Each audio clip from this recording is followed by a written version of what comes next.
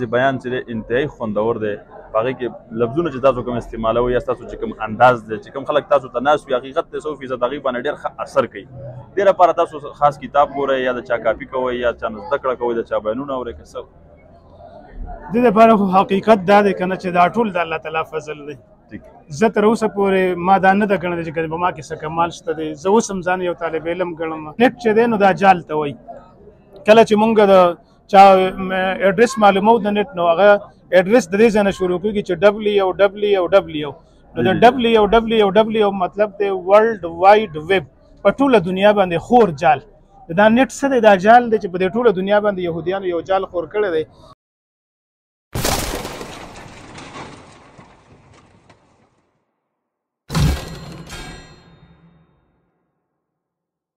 بسم الله الرحمن الرحیم. السلام علیکم ورحمۃ اللہ وبرکاتہ. قدرمنو بدن تاسو ګورئ همدم ټي وي. زه یم ستاسو قربشک الله. پروګرام هم نظر سره یو ځل بیا ستاسو خدمت کې حاضر یم. دې وخت کې چې مونږ ناست یو پورن بنګلۍ کې او دلته ختم القرآن ډېر ښکلی تقریب وشو چې په هغې کې مشر میلمه د بونیر نه چې کوم راغلی و زموږ ډېر ګران میلمه محترم مولانا نورالامین صاحب او هغوی چې کوم خطاب وکړو حقیقت دی چې هغې ډېر لوی اثر وکړو د خلکو باندې او ډېر خوندور او په ډېره پسته لهجه کې هغې خپل خطاب وکړو. ورسره خبرې کوو. موږ له ټایم راکړو مولانا صاحب تاسو ډېره مننه تاسو موږ له ټایم راکړو د شنډې ته بیا پورن ته بنګلۍ ته په راتګ باندې تاسو ته هرکلی ووایي. جزاک الله خیر. پورن ته راتګ بنګلۍ ته راتګ دا علاقه څنګه ته ولګېده؟ دا خلک تاسو څنګه محسوس کړل؟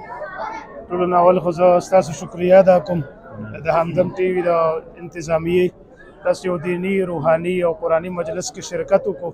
د دې مدرسې او د دې د مقررینو هغه پیغام هم د ټولې دنیا ته ورسو. الله تعالی دې ستاسو په دې کوششونو کې مزید هم برکت واچوي. زه پرون راغلی یم سهار تقریبا 11 بجې زه د الوچ ته رارسېدلی وم او ما دا تقریبا 2 ورځې په دې علاقه کې تېرې کړې. چې خو زه مخکې م یو ځل نیم راغلی یم خو دا مې یو تفصیلي دوره د مارتون پورې وکړه وګرځېدم. د دې علاقې د شنګلې خلک ماشاءالله ډېر مهمان نواز خلک دی، ډېر درانه خلک دی، ډېر ښه مسلمانان دي. موږ له په هر ځای کې قدر راکړی دی، عزت یې راکړی دی، احترام یې راکړی دی. دا د دین سره تعلق لرونکي خلک دی، په دین باندې مین خلک دی. دې مدرسه کې موږ اندازه ولګوله چې دلته چې دا کوم حافظان فارغ شو، 8 کسان حافظان او دا 5 کسان د ترجمې او دا 37 کسان د ناظرین. په دې کې مکثریت د لوکل علاقې او د شنګلې د طالب علمانو دی. دې نه هم اندازه لګي چې دا ډېر دینداره او دین سره تعلق لرونکي او په دین باندې مین خلک دی.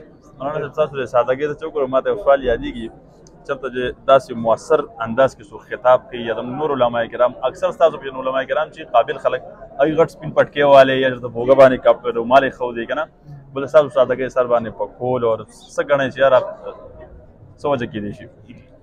بس زه خو اصل کې صحابه کرام مبارک رسول الله صلی الله علیه وسلم عبدالله ابن مسعود رضی الله تعالی عنه یو اثر دی هغه صحابه کرامو صفت کړی دی، یو اوږد اثر دی. نو هغې کې عبدالله ابن مسعود رضی الله تعالی عنه یو صفت د صحابه کرامو دا کړی چې اقلها تکلفا. د صحابه کرامو تکلفات چې وو نو هغه ډېر زیات کم وو. زموږ چې کوم شیخ و مولانا ګور رحمان رحمت الله علیه هغه هم ډېر زیات ساده ژوند تېر کړی دی. نو بس هغه د عبدالله ابن مسعود رضی الله عنه هغه اثر دی او د هغې خپلو استادانو هغه سادګي ده. نو بس زما هم داسې دا ساده ژوند ښه ښه دا ساده ډېر تکلفات سبقونه هم کوم ځای ویلي دي؟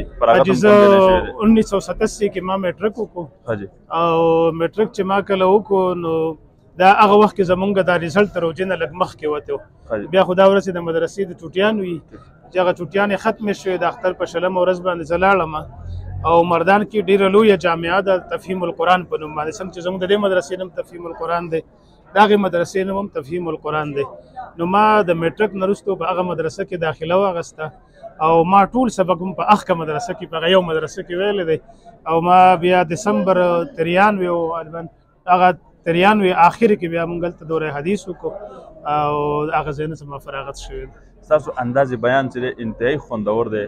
په هغې کې لفظونه چې تاسو کوم استعمالوئ یا ستاسو چې کوم انداز دی چې کوم خلک تاسو ته ناست وي حقیقت دی 100% هغې باندې ډېر ښه اثر کوي.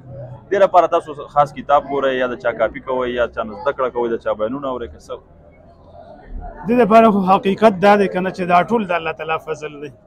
زه تر اوسه پورې ما دا نه ده ګڼلې چې په ما کې څه کمال شته دی. زه اوس هم ځان یو طالب علم ګڼم، ځان انتهایی کمزوری ګڼم. هر څوک راته د ځان نه ښه ښکاري. زه چې کم درس لزم نو زه لاول یو 2 رکعته نفل وکړم چې الله تعالی زه خو نه پوهېږم او تر له پوهه راکړي او ته په دې خوله کې اثر واچوي. دا که څه ښه دي نو دا ټول د الله تعالی کمال دی، زما پکې هېڅ نشته دی. او زه د الله تعالی په دې فضل او په دې احسان شکریا ادا کوم او ستاسو د ښو جذباتو او د ښو احساساتو قدر کوم. یعنې تاسو دا خبره منئ چې عاجزي ده د دې شاته، ځکه دا هر څه ممکن دي داسې. نو دا خو تاسو اینه د الله تعالی فضل دی، د الله احسان دی. آخري میسج، آخري پیغام خاص کر نوجوان ته تاسو چې کوم خبره وکړه، څه پیغام به تاسو میسج ورسوي؟ زه نوجوانانو ته خصوصا او د هغې مور او پلار ته دا پیغام ورکوم چې دا بچي زمونږ سرمایه ده.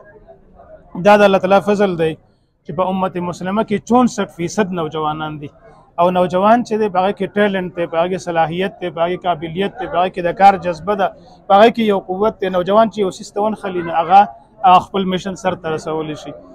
دا چونکې ډېره لویه سرمایه ده، نو دې وجې نه د ټولې دنیا د مغرب کفار دا د امت دشمنان زمونږ په دې نوجوانانو پسې ورپسې دي. کوشش کوي چې په څه طریقه دا نوجوان د اسلام نه واړوي، د دین نه یې واړوي او په خپله لار باندې یې روان کړي. د هغې دپاره د هغې مختلفې منصوبې دي. یو لویه منصوبه کارګر منصوبه هغه موبایل دی، هغه فیسبوک دی، هغه نیټ دی. تاسو به سوچ کړي چې دا نیټ چې دی نو دا جال ته وایي. کله چې مونږ د چا اډرس معلومو د نیټ نو هغه اډرس د دې ځای نه شروع کېږي چې www نو د www مطلب دی ورلډ وایډ ویب، په ټوله دنیا باندې خور جال. دا نیټ څه دی؟ دا جال دی چې په دې ټوله دنیا باندې یهودیانو یو جال خور کړی دی. او څنګه د مشرانو ته به یاد وي چې پخوا به خلکو به جال کې څه ورځو کې به مرغۍ راتلې، دا مهې به خلکو کرلې، ګونر کې به وې، دلته پته نه لګي. هغې ته به یو قسم مرغۍ راتلې، هغې باندې به خلکو جال خور کو، جال کې به هغه مرغۍ نیولې، یا میان خلک په جال کې نیسي.